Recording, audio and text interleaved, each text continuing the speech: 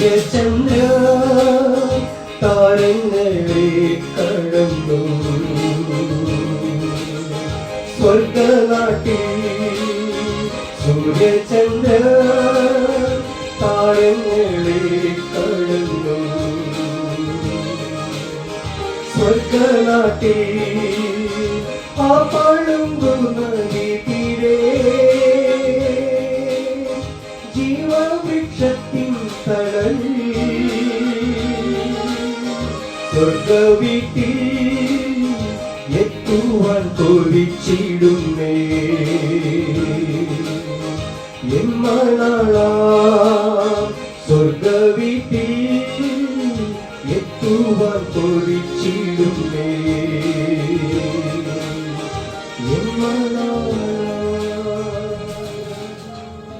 ദൈവനാമത്തിന് മഹത്വമുണ്ടാകട്ടെ. ഇന്നത്തെ പ്രഭാത ധ്യാനത്തിനായി 37 സങ്കീർത്തനം 27 വാക്യം. ദോഷം വിട്ടൊഴിഞ്ഞ് ഗുണം ചെയ്യുക, എന്നാൽ നീ സദാകാലം സുഖമായി വസിക്കും.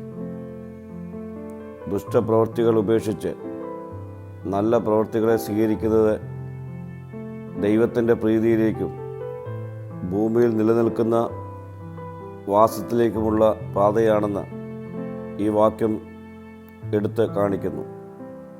പാപത്തിൽ നിന്നും തിന്മ പ്രവർത്തിക്കുന്നതിൽ നിന്നും സ്വയം പിന്മാറുവാൻ ഈ വാക്യം നമ്മെ പ്രേരിപ്പിക്കുന്നു.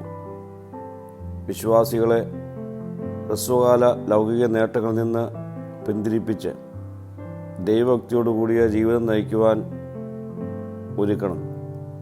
പ്രിയ സ്നേഹിതരെ, യഥാർത്ഥ കോട്ടയും ശാശ്വത സന്തോഷത്തിൻ്റെ ഉറവിടവുമായ ദൈവത്തിൽ നമ്മുടെ സുരക്ഷിതത്വവും സ്വാതന്ത്ര്യവും നമുക്ക് കണ്ടെത്താം. നീതിമാന്മാരെ സ്നേഹിക്കുകയും സംരക്ഷിക്കുകയും ചെയ്യുന്ന കർത്താവിൽ നമ്മുടെ പ്രത്യാശ ഉറപ്പിക്കാം.